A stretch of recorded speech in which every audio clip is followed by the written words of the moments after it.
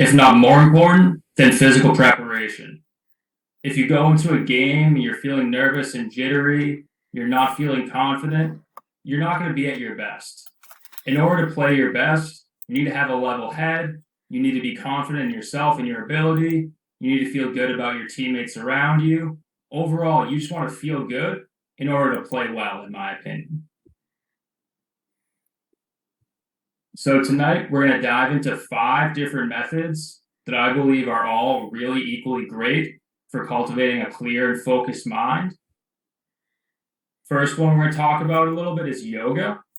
I've been doing yoga since I was a high school goalie, and it really helped me a lot in a lot of different ways. It improved my flexibility and agility.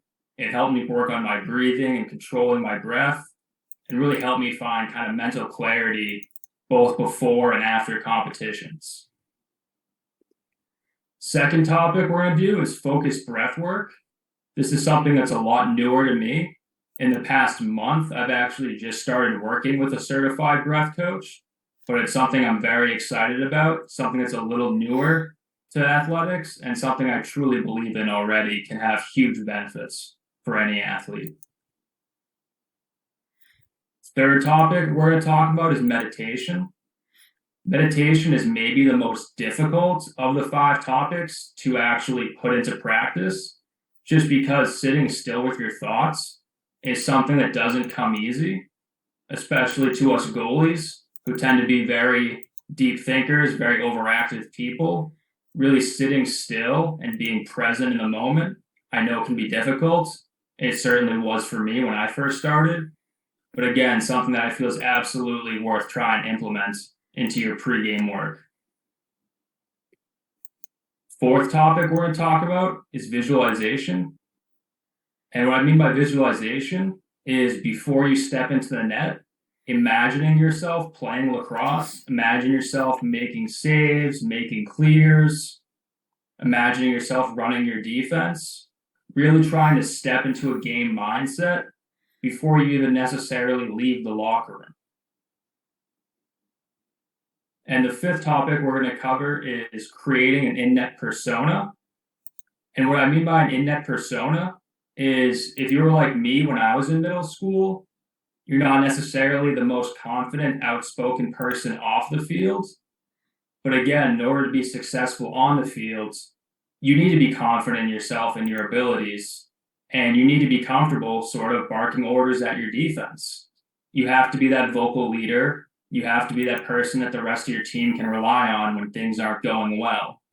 And so sometimes for some goalies, they may need to create a little alter ego that they kind of step into when they step into the cage. So don't worry if you didn't get a chance to write all these down. For those of you taking notes at home, we're going to go through all 5 of these topics a little bit more in depth. Quick disclaimer, I'm not a certified expert on any of these topics. I did, however, consult a few experts when putting together this presentation. I've worked with certified experts throughout my career, but for myself, I'm mainly sharing from past experience as a goalie and as a goalie coach. So first off, let's dive a little bit into yoga, and specifically why you should practice yoga. Yoga is really great because it helps you get out of your mind by focusing in on your body and focusing in on your breathing. Seriously. In my mind, controlling your breath translates directly towards controlling your mindset. If you're huffing and puffing, your breathing's out of control, you're going to have a lot of trouble staying calm. But if you're really in control of your breath, you're taking consistent inhalations and exhalations, it's going to be a lot easier to keep a nice, calm, controlled mindset in the cage. Did I do some grace, but I think it's passed already. Mastery of yoga, for many people, can improve focus and clarity, which again will make stopping the ball a lot easier. So you'll be able to focus in on what's going on around you a lot easier than if you're really out of breath and really nervous or anxious. I'm going to watch a quick video testimonial from NFL quarterback Nick Foles on how yoga has helped his game. Now you may be wondering, why are we branching off to an NFL quarterback on a presentation about lacrosse goalies? In my opinion, the intangibles that a goalie needs to bring to the lacrosse field are very translatable to the intangibles that a quarterback needs to bring to their offense. I thought it'd be easy. At the time, I was probably 16 or 17, just thinking like I can do anything. I got this, and I just remember it kicked my butt. And I look over, and my mom was doing all the advanced positions, and then looking over at me, smiling. I'm Nick Foles, professional quarterback, elite ambassador for Lululemon, and I do yoga. He's always been into yoga since I've known him. He's got a crazy life and a lot of demands, and I feel like the meditative aspect of yoga is really helpful for him. Everyone looks at football as a violent physical sport, but there's something that's beautiful about it because all 11 guys have to be on the same page every single snap. I played in some big games, and everyone always wants to ask, what were you thinking? And the answer is always, there wasn't much going through my mind. When I practice yoga, the reason I really enjoy it is you can be sort of in your zone. Just having your mind clear when you go into the game to where you can read and react and not think. That's the most important thing I've noticed. There's a lot more teams in every sport that are implementing yoga as recovery. Because the more flexible you are as an athlete, the more resilient you are to injuries. And my flexibility has been a huge reason of why I've been able to get back up from a hit. You have to learn how to be present as a person, and I'm not always great at it. I have everything in order as much as I can. Life still is crazy. There's never a dull moment. My job starts when I come home, being with my family, being a husband and a father. That's the most important thing. So many times it's go, go, go. Hey, let's do more. The day ends and you put your head down and you're like, man, I don't even know what happened today. And you need a time to slow down and take a breath. You're staying present in the moment and not worrying about everything else. It's just you in that moment. I don't care if you're a teenager or if you're 90 years old. Everyone can benefit from yoga. It does something special to you. All right. Thank you, Nick Foles. So the two biggest takeaways that I want to re-echo from that quick video are 1, mental clarity, and 2, being present in the present moment. When you're playing goalie, you don't want to be focused on the shot you may have just let in. You don't want to be stressing out too much about what's going to happen in the fourth quarter. You want to be in the present moment, just focused on the ball that's right in front of you. So you may be wondering, I've never done yoga before. I've never seen yoga. How do I get started? Step 1, you can order a mat right off Amazon, have it shipped to your house within the next week, and that's literally all the gear you need to get going. In all honesty, you can get away with just using your carpet, although it won't be quite as effective because it won't have the same grip as an actual yoga mat. And then, just like we used YouTube as a resource for that video with Nick Foles, go back to YouTube, which is an incredible resource for many topics, and just type in beginner yoga lesson, and you'll see plenty of examples of beginner yoga classes that are a great starting point for anyone just starting out. Then, once you have that yoga mat, you have those videos queued up, practice. Just like with everything related to goaltending, consistency is key.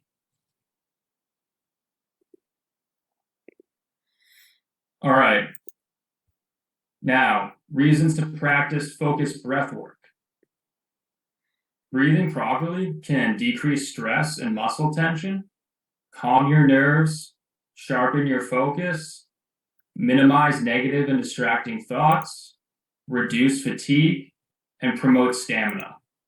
All of those benefits, in my mind, will translate directly towards a goalie making more saves. And unfortunately, proper breathing is often an overlooked component of athletic training. I'm almost 30, and just this past month, I started actually working on focused breath work. So for the majority of my athletic career, this was something that was totally ignored for me. And before I get into a couple examples of ways to work on your breath work, we're going to do what's called the Bolt score breathing test. Your Bolt score test score, or length of time you can hold your breath before feeling the desire to inhale, is dependent upon your ventilatory response to carbon dioxide NOC. or the concentration of carbon dioxide that your body can tolerate. So essentially, the Bolt score is simply the number of seconds you lasted before you felt the first inkling to breathe. So for those of you following at home, if you have a smartphone handy, now's a good time to pull it out and pull up your stopwatch, because we're going to be using a timer just for everyone to quickly test their Bolt score. So I'll give everyone a couple seconds to get their phone ready and get those timers queued up. All right, I got mine. I'm ready to go. All right. So what you're going to do for the Bolt score is you're going to breathe normally in through your nose and out through your mouth. After that third breath, I want you to hit start on your timer, pinch your nose, and hold your breath until you feel a little tightness in your neck.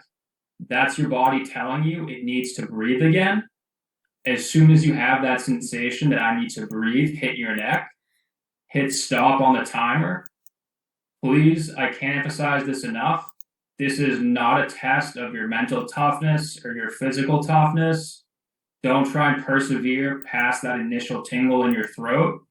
This is simply testing the oxygen and carbon dioxide inside of your body and how well your body regulates your breathing. So as soon as you're ready, start taking those 3 normal inhalations and exhalations through your breath. And on that third breath, hit start and pinch your nose. I'll be surprised if anyone gets more than 30 seconds. So I'm going to set my timer to 30 and let everyone at home try this out.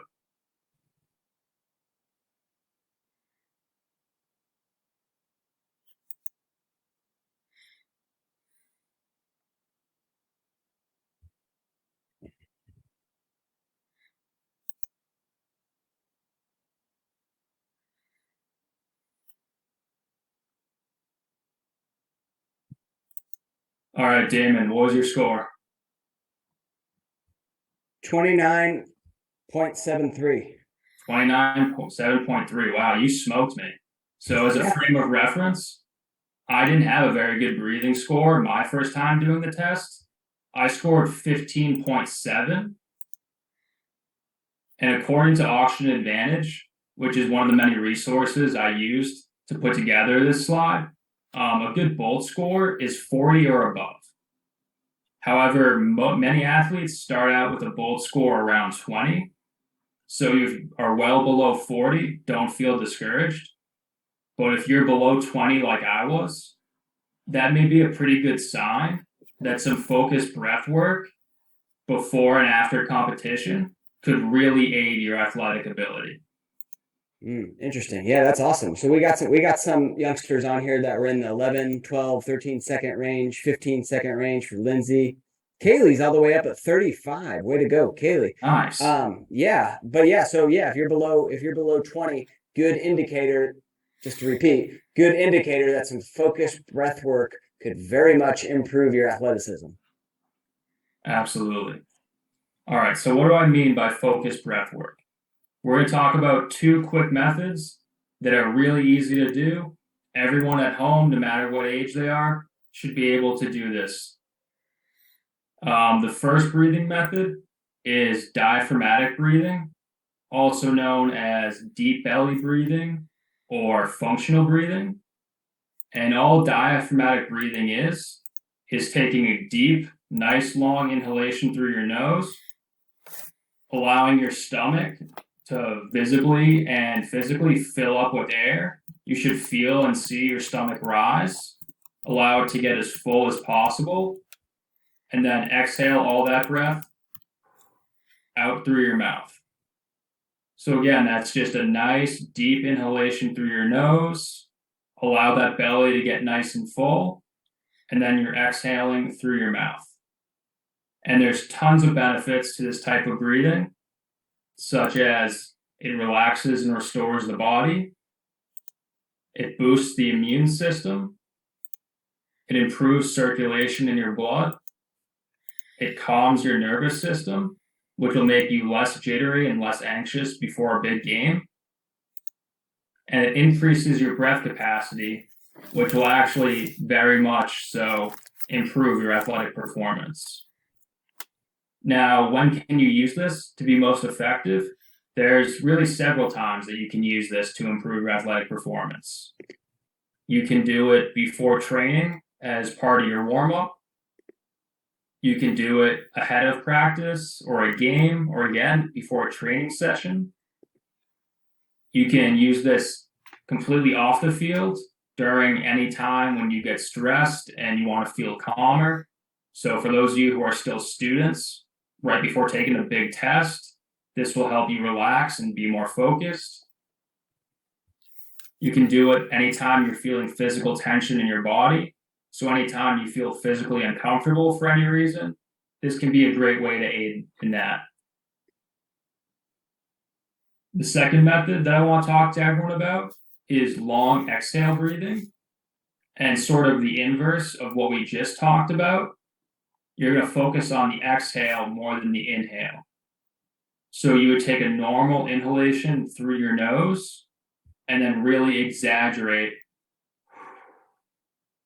that exhalation through your mouth. So for example, if you're inhaling that breath for 4 seconds, see if you can stretch that exhalation out for a full 8 seconds. Try and double the exhalation versus the inhalation. And again, this breathing method has several benefits for athletes as well as non-athletes. It reduces anxiety. So again, if you're someone who, like me, especially as a younger athlete, got really nervous before a big game, this can help reduce that anxiety, allow you to be calmer and more focused when you step on the field. And also, if you do this the night before a game, it'll help you actually sleep better and you'll be more rested for that big competition. So again, you can do this anytime you have trouble sleeping. This will help you get to sleep easier and faster. Anytime you're feeling anxious, like right before a big game, this is a great way to relax and focus. Again, at night before a big game, this will help. And just a couple quick resources to help you get your breathwork started. A great website is Oxygen Advantage. The certified breath coach that I just started working with did his training through Oxygen Advantage. So that's how I became familiar with them and their work. And their website is simply just oxygenadvantage.com. And then again, like really with anything, YouTube is a great resource. You can find videos from several different certified breathing coaches on YouTube to help give you other ideas and other tips. So our third topic, meditation and reasons why you should try it out yourself. Aquatic protection. Meditation, mainly, it helps you learn to channel stress and anxiety through achieving what's called mindfulness. And mindfulness is just kind of a fancy sounding word for being as present as possible. So by being present, I mean you're not focused about the last shot. You're not worried about what if I lose the game for my team in the fourth quarter. You're just thinking about the here and the now, and you're only thinking about that shot that's right in front of you. Not looking back, not looking forward.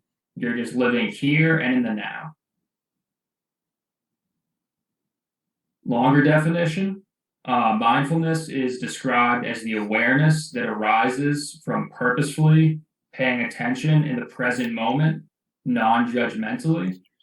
Mindfulness also indicates the acceptance and awareness of your attention, senses, feelings, and ongoing experiences without judging or trying to control them.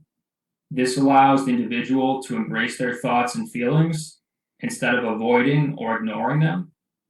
So not only does meditation hopefully get you to a state of mindfulness where you're present and not thinking about the past or future, but also if negative automatic thoughts do come into your head, like, oh no, that last goal was totally my fault, mindfulness helps you accept that thought and just let it go.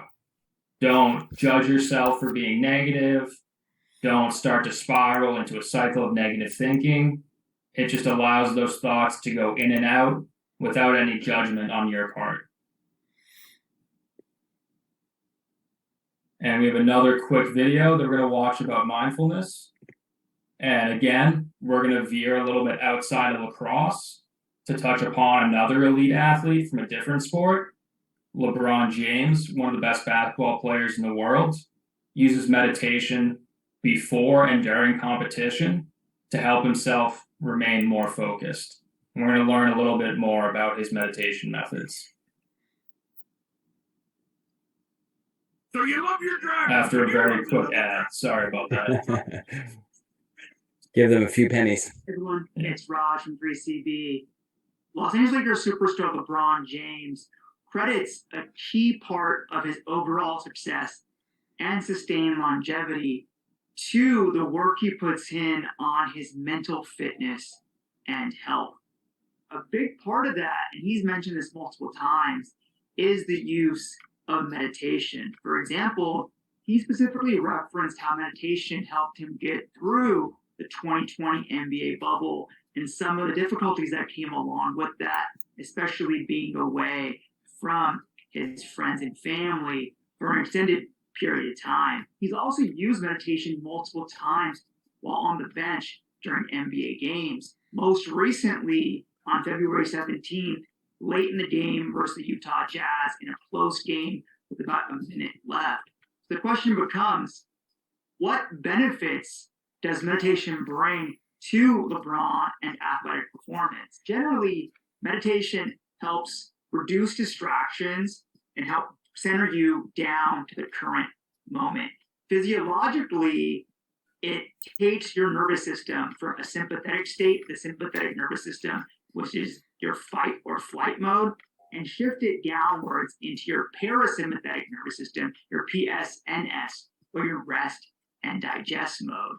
And then further, from a neuroanatomy standpoint, it helps inhibit or reduce activation of your amygdala and limbic system, which is what triggers fear and emotional responses, and helps activate your prefrontal cortex, your PFC, which is your executive decision-making center. Both of these combine to do 5 critical things: improve focus, improve mood and mood regulation, improve attention, reduce anxiety, and reduce stress. You combine those 5 elements and you have a calm, composed athlete who's not worrying or focused about the external distractions or stress level or pressures of the game, and is reading the game really well and making excellent decisions. That pretty much sums up LeBron's game in a nutshell. And meditation can help him get back into that same mentality and mindset when he really needs it.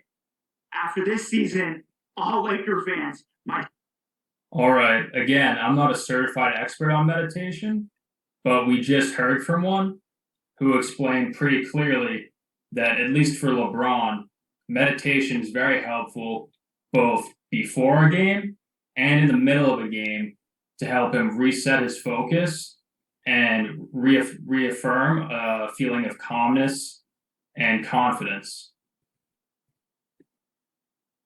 All right. Now, how can you get started with meditation? Again, like I said earlier, this is probably the most challenging of the 5 methods that we're talking about tonight. And again, YouTube is another great resource. Pull up youtube.com and then type right into that search bar, 1-minute meditation. And yes, you can seriously start with just 1 minute and build up from there. if you're like me and tend to be an overthinker with an overactive mind, just achieving that first minute of silence and non-judgmental thinking can take you several attempts, maybe even a week, before you really get it right. And there's nothing wrong with it taking multiple attempts to achieve just a 1 minute meditation. And just like everything, consistency is key. The more you do it, the sooner you'll get to a 30-minute meditation, and the sooner you'll get to a 60-minute meditation. Another great resource that I use that I highly recommend is the app called Calm. It's available in the Apple App Store, and it does come at a cost to subscribe, but I believe it's an incredible resource, and I know, at least for myself, it's worth every penny. And no, that's not a sponsored ad, Damon. That is just an honest opinion. That's good. That's all right. Yeah. Maybe we can get Calm as an official sponsor next time. Hopefully. I'll meditate on it. All right. Next up, we have our fourth topic, which is visualization. And this is something I did before every game as a junior and senior in high school. And I carried it into my college and post-collegiate career. And here's some reasons why I think you should practice visualization. Simply, visualization, it allows you to prepare yourself to make saves before you even leave the locker room. Visualization, or mental imagery, is a technique in which you imagine yourself in a specific environment performing a specific activity. So for goalies, this is sitting down, closing your eyes, and creating mental images of yourself making saves, clearing the ball, talking to your defense. And when you do this, you want to create ideal scenarios where everything goes right, because the more positive your visualization is, the more effective it will be towards creating actual positive results on the field. Using visualization, an athlete can intend an outcome of a race or training session, or simply you can find the ability to rest in a relaxed feeling of calm and well-being through imagining a scene complete with images of a previous best performance. So either reflecting on a past game or imagining a future game before it happens. An athlete is able to instruct their brain and their emotions to simply step into that feeling of confidence and competence. We're going to watch another quick video here from an expert on the scientific benefits of visualization.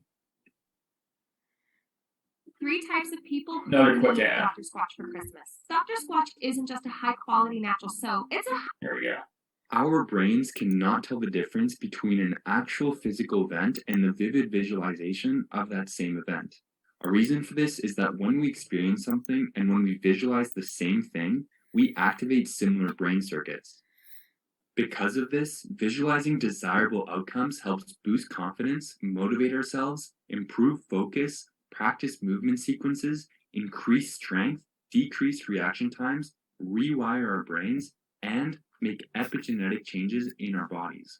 These things, along with your training, all complement and reinforce each other to improve performance and help you achieve your goals. For example, Conor McGregor uses visualization to boost confidence and prepare for competition.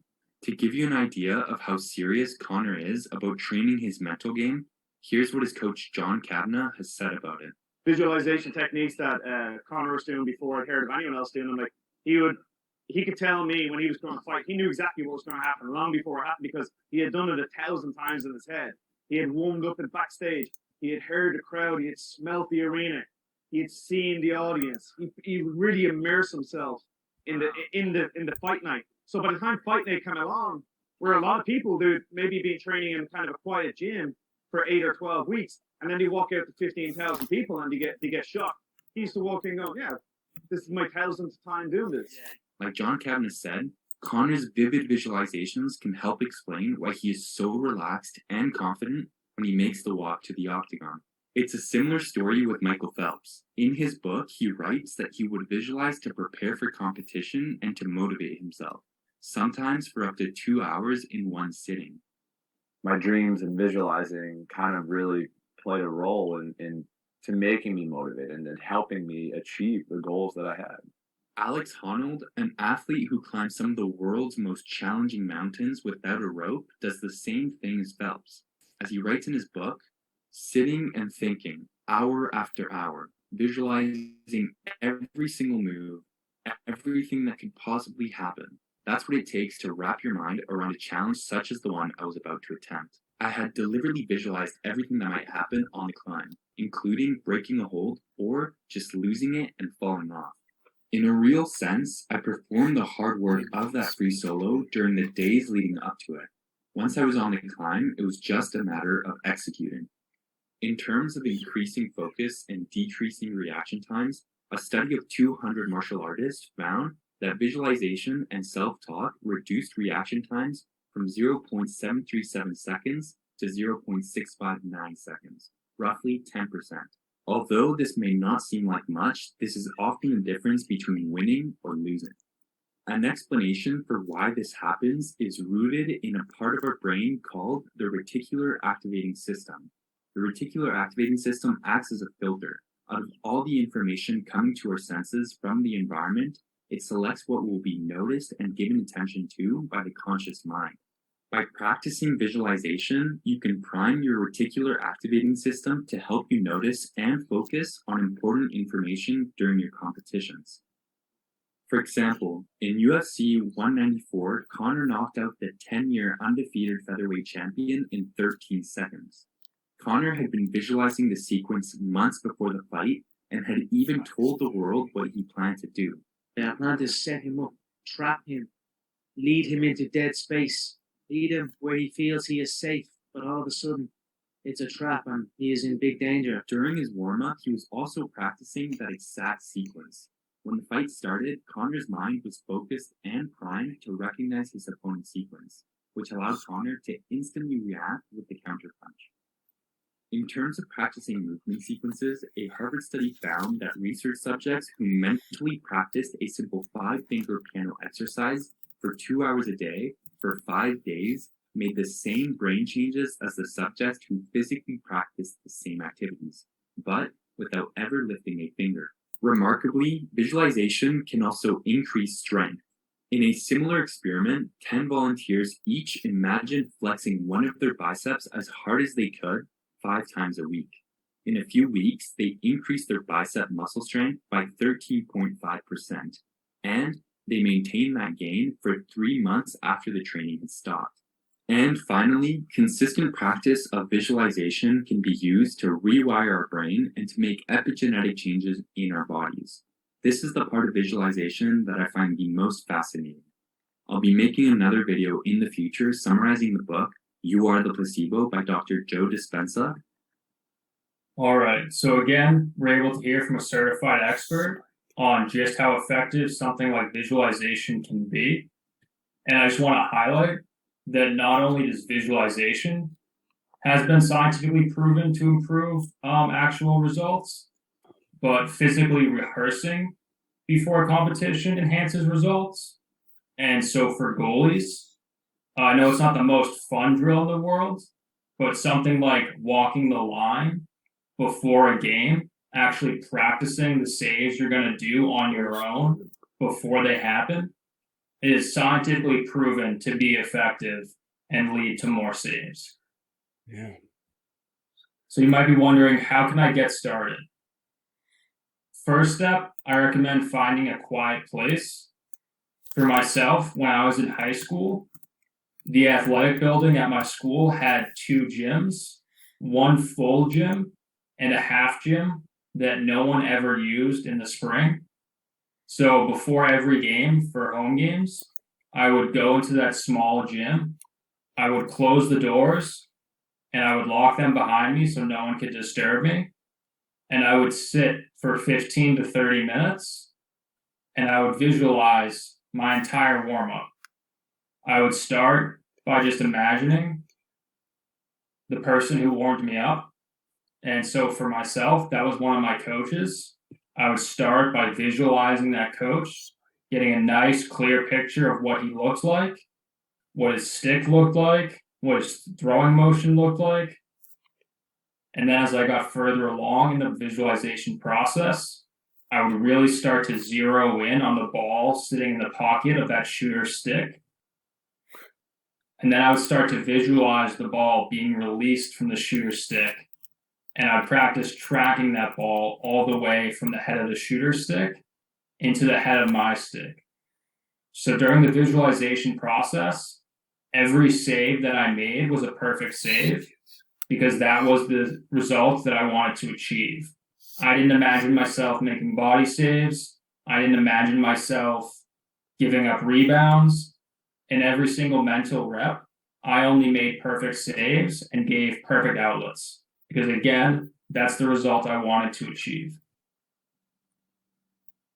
And so when you start with your warm-up, do the visualization the same way you would get warmed up normally. Start off stick side high and slowly work your way towards each shot around the goal. Mental imagery is most successful when it becomes a habit that you practice every day, but you should use it before, during, and after training. So again, like everything we've talked about here tonight, you need to practice, practice, practice, because consistency is always key in anything that you do. All right, our final topic for tonight is creating an in-cage persona. And this isn't something that I myself did during my career necessarily, but it's something I've noticed goalies that I train have done, and it's been very effective for them. Now, being a successful goalie requires a lot of confidence, yet, as we all know, the best goalies in the world are only saving 6 out of 10 shots they face. You look at the league leaders for the NCAA or the PLL, they're only saving at most maybe 67% of the shots they face, which means almost half the time, you face a shot, you're getting a negative result, and that can hurt your confidence. And as we've talked about all night, in order to play your best, you need to be your most confident self.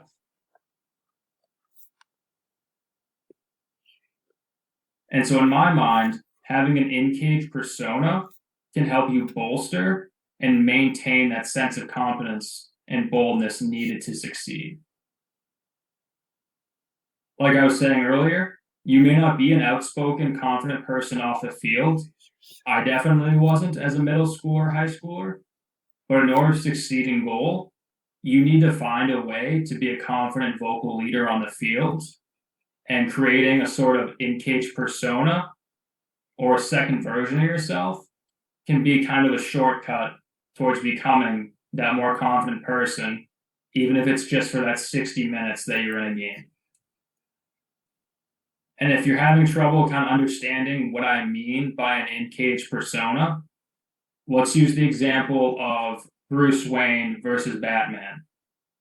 For all you superhero fans, you know Bruce Wayne is the quiet, reclusive billionaire, rarely leaves his fancy mansion, doesn't talk to anyone, doesn't interact with anyone, very shy, very reserved. But the second he puts on the mask and cape and becomes Batman, he's suddenly the most confident person in the city, fighting criminals, saving the day, taking insane risks, and always getting the result that he wants at the end of the day. So if you're having trouble imagining what I'm talking about, try and picture your favorite superhero in their everyday self versus who they become once the cape and mask is on. So how to get started with an in-cage persona. And this is an example I'm taking from a goalie that I've actually worked with. Come up with an in-cage nickname. For a middle school goalie that I currently train, his first name begins with letter E. And so the in-cage persona that he came up with is just E-Dog. E-Dog. Yeah. And what E-Dog did is he put a piece of tape on the front of his helmet and he wrote in that nickname, E-Dog, in Sharpie. And what that does is that lets all his teammates know, both old teammates and new teammates, hey, when I step on the field, I'm now E-Dog. You need to refer to me as E-Dog, and you need to think of me as E-Dog. And E-Dog, he's the man. This is his crease. He's big and large, and he's in charge, and he's ready to save the day. Once you have that nickname, once you have it taped to your face mask, learn to fully embrace and embody this new, more confident version of yourself. I truly believe that if you're someone who struggles to be a confident vocal leader, this is something that can make a monumental difference. All right, so we've talked about 5 pretty different methods for creating and cultivating a clear and focused mind for competition. You may be sort of lost on how do I decide which method is right for me. My recommendation, try all 5. Yeah. Track your progress in a notebook or journal. Weigh the pros and cons of each method and decide what works best for you. If all 5 help, that's awesome. Use all 5. If only meditating turns out to be your thing, that's great too. Stick with what works. Because at the end of the day, every goalie is unique. No 2 goalies are the same. We are very individualistic people.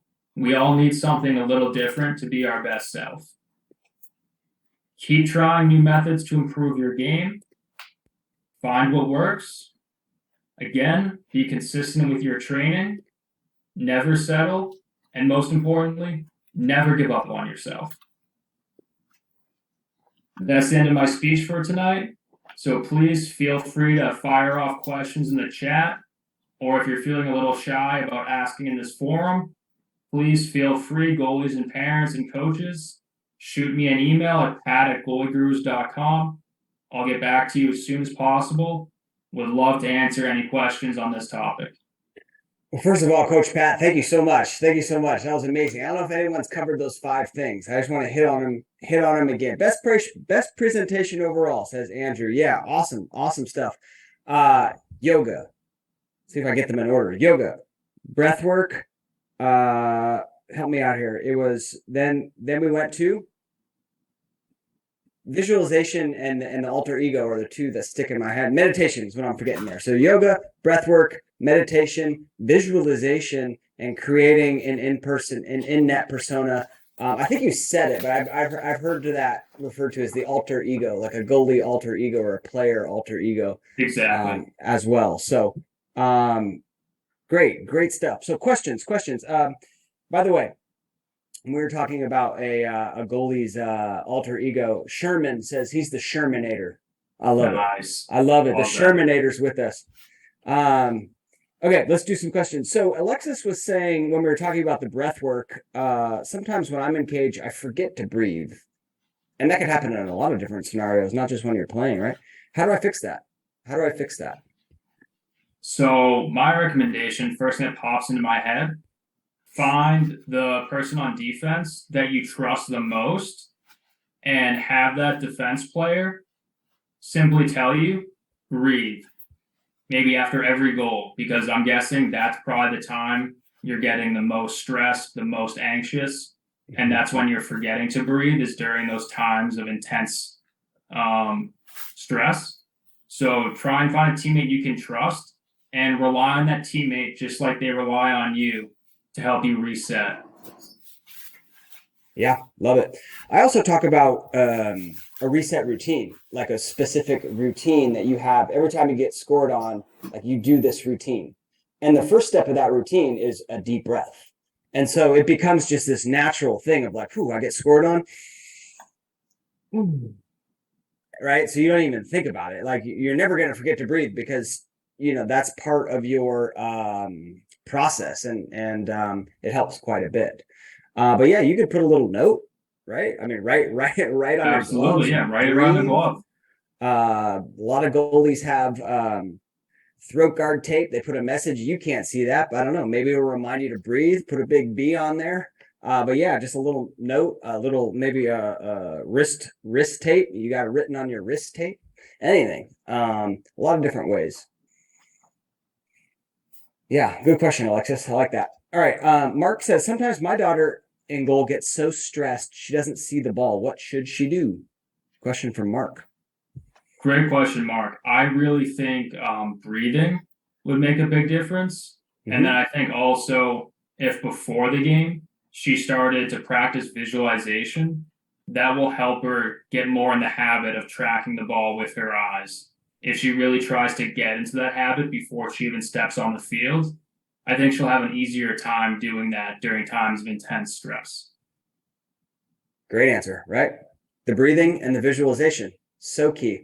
Yeah, a lot of goalies hit me up. You know, I got junior high tryouts tomorrow. I got a big championship game. I've got I don't know, a big like club tournament. Like, any tips? And a lot of the times my tips are two things. One thing is the visualization, right? Tonight, just visualize yourself making those saves. And like you said, coach, as much as you can, like be there, like smell the grass, right? Hear the crowd, see that shot come off the stick, see the girl, like what number is she? And just, get all these details as much as you can. See yourself making that save, right? It's going off stick. I step, my top hand drives, I finish balance, all the stuff in a great save. So as much as you can in your mind, be there and live it. Those are great reps. Those are reps, right? And that helps you then go into that event more confident. 100%. Yeah. And the other thing I talk about is kind of just for another thing is just trust in your training, right? I think a lot of times the mind tends to play tricks on you, and you've trained for all of these hours and taken all these shots, and then all of a sudden, the mind starts to doubt itself. But anyway, that's for another session, right? Yeah. All right. Bob says, when practicing these breathing techniques, is there any way your body will tell you that you were doing these techniques wrong? Like, are there some bad signs to look for? I would say definitely if you have the opposite desired effect, like if instead of becoming calmer and more relaxed, you notice yourself becoming more anxious, that may be a sign that something's a little off and you may need to reset and kind of refocus on how many seconds you're doing those inhalations and exhalations for. Because you definitely shouldn't feel worse while doing those exercises. And if that's something that starts to happen, you maybe need to start working hand in hand with a breath coach like I've started to do on my own. Cool.